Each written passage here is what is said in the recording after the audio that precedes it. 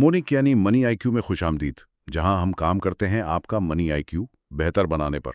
یہ تجزیہ عوامی طور پر دستیاب تحقیق اور ڈیٹا کی بنیاد پر کیا گیا ہے۔ آج ہم ایک بہت ہی دلچسپ کیس سٹڈی پر بات کرنے والے ہیں۔ جی، آج ہم ایک پاکستانی کمپنی ستارہ پروکسائڈ لمیٹڈ یعنی SPL کی مالی حالت کا گہرائی سے جائزہ لے رہے ہیں۔ اور یہ صرف نمبرز کی کہانی نہیں ہے۔ بالکل نہیں، یہ ایک ایسی کمپنی کی داستان ہے جو چند ہی سالوں میں ریکارڈ منافع سے پیداوار مکمل طور پر بند کرنے تک پہنچ گئی۔ یہ واقعی ایک بہترین مثال ہے کہ کس طرح عالمی اور مقامی عوامل مل کر ایک چلتے ہوئے کاروبار کو بھی مشکل میں ڈال سکتے ہیں۔ تو آج ہم یہی دیکھیں گے کہ آخر ہوا کیا تھا۔ جی، ہم 2019 سے لے کر آج تک کے ان کے سفر کو سمجھنے کی کوشش کریں گے۔ چلیں تو پھر اس کہانی کو وہیں سے شروع کرتے ہیں جہاں سے یہ اپنے عروج پر تھی۔ سال 2019 ستارہ پروکسائڈ کے لیے ایک خواب جیسا سال تھا۔ ایک غیر معمولی سال تھا۔ ان کی سیلز میں آپ یقین کریں 54% کا اضافہ ہوا۔ جی، اور اس کے پیچھے دو بڑی وجوہات تھیں۔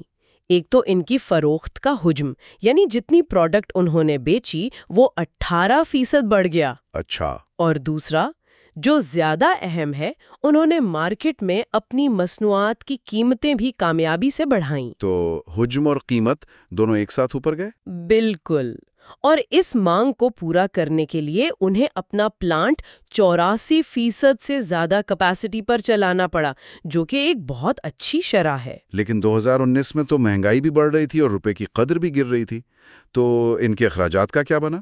بہت اہم نکتہ ہے۔ ظاہر ہے اخراجات بھی بڑھے، ان کے پیداواری لاگت میں تقریباً 29% اضافہ ہوا۔ اور اس کی سب سے بڑی وجہ تھی RLNG یعنی گیس کے ٹیرف میں اضافہ اور خام مال کی قیمتیں۔ تو ایک طرف 29% لاگت میں اضافہ اور دوسری طرف 54% سیلز میں، یہ تو ایک رسہ کشی کی طرح لگتا ہے۔ بالکل، اور اس رسہ کشی میں سیلز جیت گئیں، اور صرف جیتی نہیں بلکہ اس نے لاگت کے اضافے کو بالکل کچل کر رکھ دیا۔ تو نتیجہ کیا نکلا؟ نتیجہ یہ تھا کہ ان کا مجموعی منافع یعنی گراس پروفٹ 249% بڑھ گیا۔ 249%، یہ تو ناقابل یقین نمبر ہے۔ جی، اس کا حتمی نتیجہ یہ تھا کہ کمپنی جو پچھلے سال نقصان میں تھی وہ 207 ملین روپے سے زائد کے خالص منافع میں آ گئی۔ واہ! ان کا گراس پروفٹ مارجن 11.48% سے چھلانگ لگا کر سیدھا 26% پر پہنچ گیا، اور فی شیئر آمدنی 3.76 روپے تھی۔ تو ہر لحاظ سے ایک شاندار سال، لیکن اکثر جب کوئی اتنی تیزی سے اوپر جاتا ہے تو پھر جھٹکے بھی لگتے ہیں۔ اور 2020 میں جو جھٹکا آیا وہ چھوٹا نہیں تھا، وہ ایک عالمی وبا تھی، کووڈ-19، جس نے ہر چیز کو روک دیا۔ اس نے کیمیکل کمپنی کو کیسے متاثر کیا؟ دیکھیں، ان کا سب سے بڑا گاہک ہے ٹیکسٹائل سیکٹر۔ اچھا۔ جب ملکی لاک ڈاؤن لگا تو ٹیکسٹائل ملیں یا تو بند ہو گئیں یا ان کی پیداوار بہت کم ہو گئی۔ تو جب آپ کا سب سے بڑا خریدار ہی مال نہ خریدے تو آپ کی سیلز کا گرنا لازمی ہے۔ نتیجہ یہ ہوا کہ SPL کی فروخت میں 14% کی کمی آئی۔ لیکن انہوں نے اس صورتحال میں ایک دلچسپ قدم بھی اٹھایا تھا، ہے نا؟ جی ہاں، یہ ان کی انتظامیہ کی طرف سے ایک بہت ہوشیار فیصلہ تھا۔ انہوں نے بحران کو ایک موقع میں بدلنے کی کوشش کی۔ وہ کیا تھا؟ انہوں نے تیزی سے ایک نئی پروڈکٹ لائن شروع کی، ستارہ سیف کے نام سے۔ ستارہ سیف؟ یہ کیا چیز تھی؟ یہ ایک سرفیس ڈس انفیکٹنٹ تھا۔ ظاہر ہے وبا کے دوران صفائی ستھرائی کی مصنوعات کی مانگ آسمان پر تھی۔ ایک اچھا قدم، لیکن کیا یہ کافی تھا؟ کیا ستارہ سیف کمپنی کو بچا پایا؟ بدقسمتی سے نہیں، اس نے وقتی طور پر کچھ سہارا ضرور دیا، لیکن یہ ان کے اصل کاروبار یعنی ہائیڈروجن پروکسائڈ کی کم ہوتی مانگ کا متبادل نہیں بن سکا۔ تو منافع پر کیا اثر پڑا؟ منافع 64% کم ہو کر صرف 74 ملین روپے رہ گیا۔ یہ تو بہت بڑی گراوٹ ہے۔ جی، اور پھر 2021 میں ایک نیا مقامی مسئلہ سامنے آ گیا۔ اور وہ کیا تھا؟ گیس کی قلت۔ پاکستان میں صنعتوں کے لیے یہ ایک مستقل سردرد بن چکا ہے۔ صحیح۔ گیس کی عدم دستیابی کی وجہ سے انہیں اپنا پلانٹ کم کیپیسٹی پر چلانا پڑا۔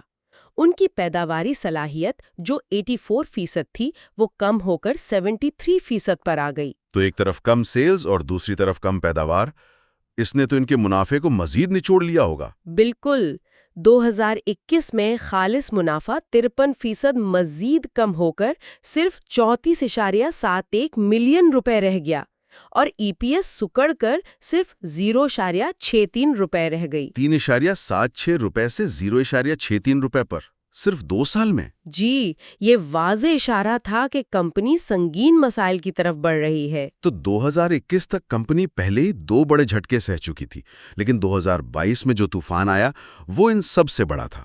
اسے طوفان کہنا بالکل درست ہے۔ یہ ایک ڈبل ویمی یعنی دوہرا جھٹکا تھا۔ کیسے؟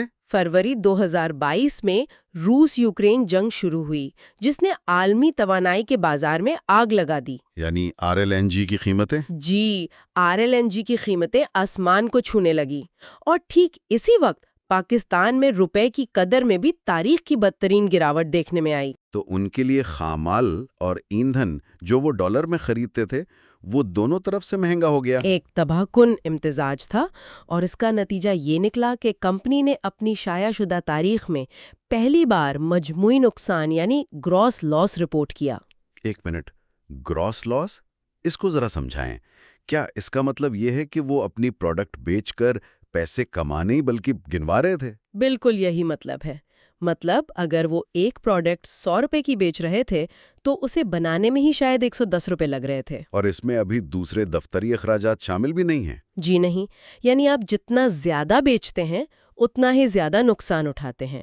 یہ ایک ایسی دلدل ہے جس سے نکلنا تقریباً ناممکن ہو جاتا ہے۔ تو پھر اس کا حتمی نتیجہ کیا نکلا 2022 میں؟ نتیجہ 341 ملین روپے سے زیادہ کا خالص نقصان تھا۔ صرف 3 سال پہلے جہاں وہ 207 ملین کا منافع کما رہے تھے، اب وہ 341 ملین کے نقصان میں تھے۔ اور بات یہی ختم نہیں ہوئی۔ عام مال کی مسلسل عدم دستیابی کی وجہ سے پلانٹ اپنی کل صلاحیت کے صرف 15% پر چل رہا تھا۔ صرف 15%؟ جی، تصور کریں ایک بہت بڑی فیکٹری جو تقریباً بند پڑی ہو لیکن اس کے فکسڈ اخراجات تو چل رہے ہیں۔ تو نقصان تو اور بڑا ہوگا۔ اس سال نقصان تقریباً دگنا ہو کر 732 ملین روپے سے بھی تجاوز کر گیا۔ 732 ملین کا نقصان! ایسی صورتحال میں کمپنی نے کیا فیصلہ کیا؟ آخرکار انہیں وہ مشکل ترین فیصلہ لینا پڑا جو کوئی کمپنی نہیں لینا چاہتی۔ 12 جون 2023 کو مزید نقصانات سے بچنے کے لیے انہوں نے اپنا پلانٹ مکمل طور پر بند کر دیا۔ پلانٹ بند کرنا تو ایک بہت بڑا قدم ہے۔ کیا یہ اس کمپنی کی کہانی کا اختتام تھا؟ یہ ایک باب کا اختتام ضرور تھا لیکن کہانی کا نہیں۔ یہ ایک نئے اور انتہائی مشکل مرحلے یعنی بقا کی جنگ کا آغاز تھا۔ تو انہوں نے کیا کیا؟ 2024 میں انہوں نے پیداوار تو نہیں کی لیکن پچھلے سال کا بچا ہوا سٹاک فروخت کیا۔ لیکن یہاں سب سے دلچسپ چیز ان کی بقا کی حکمت عملی ہے۔ انہوں نے اخراجات میں بے رحمانہ کمی کی۔ کس قسم کی کمی؟ سب سے ڈرامائی قدم ملازمین کی تعداد میں کمی تھی۔ جو عملہ کبھی 262 افراد پر مشتمل تھا اسے کم کر کے صرف 15 پر لے آئے۔ 262 سے صرف 15؟ یہ تو تقریباً 95% کمی ہے۔ جی، یہ بس ایک بنیادی ڈھانچہ برقرار رکھنے کے لیے ضروری عملہ تھا جسے اسکیلیٹل سٹاف کہتے ہیں۔ اچھا۔ اس کے علاوہ انہوں نے کیش فلو پیدا کرنے کے لیے اپنے کچھ اثاثے جیسے گاڑیاں وغیرہ بھی فروخت کیے۔ تو ان سخت اقدامات کا کوئی فائدہ ہوا؟ جی، ان کا نتیجہ یہ نکلا کہ 2024 میں ان کا خالص نقصان کافی حد تک کم ہو کر 169 ملین رہ گیا۔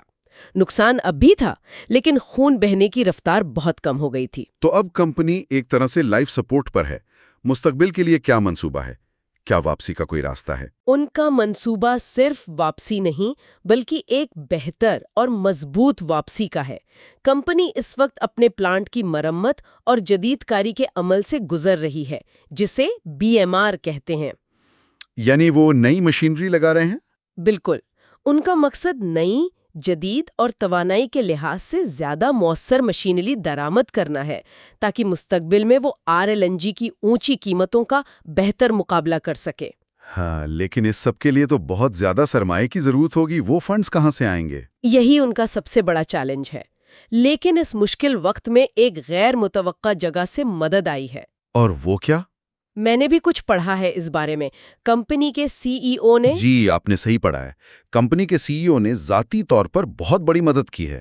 انہوں نے کمپنی کو اس کے قرضوں کو پورا کرنے کے لیے 387 ملین روپے سے زیادہ کا بلا سود قرض فراہم کیا ہے۔ یہ تو انتظامیہ کے عزم کو ظاہر کرتا ہے۔ جی، یہ اس بات کی ایک بہت مضبوط علامت ہے کہ انتظامیہ خود کمپنی کی بحالی پر پختہ یقین رکھتی ہے اور اس کے لیے اپنا ذاتی سرمایہ داؤ پر لگانے کو بھی تیار ہے۔ تو ہم نے ایک کمپنی کو کامیابی کی بلندیوں سے پیداوار کی مکمل بندش تک کا سفر کرتے دیکھا۔ جی، ایک ایسی کمپنی جو مقامی اور عالمی بحرانوں کے ایک ایسے طوفان کی زد میں آ گئی جس کا مقابلہ کرنا تقریباً ناممکن ہو گیا تھا۔ اب آگے کیا ہوگا؟ اب دیکھنے کی اہم بات یہی ہے کہ کیا وہ اپنی مشینری کی جدید کاری کے لیے ضروری فنڈز حاصل کر پاتے ہیں یا نہیں۔ سی ای او کا ذاتی قرض انہیں کچھ وقت تو دے سکتا ہے، لیکن یہ طویل مدتی حل نہیں ہے۔ بالکل۔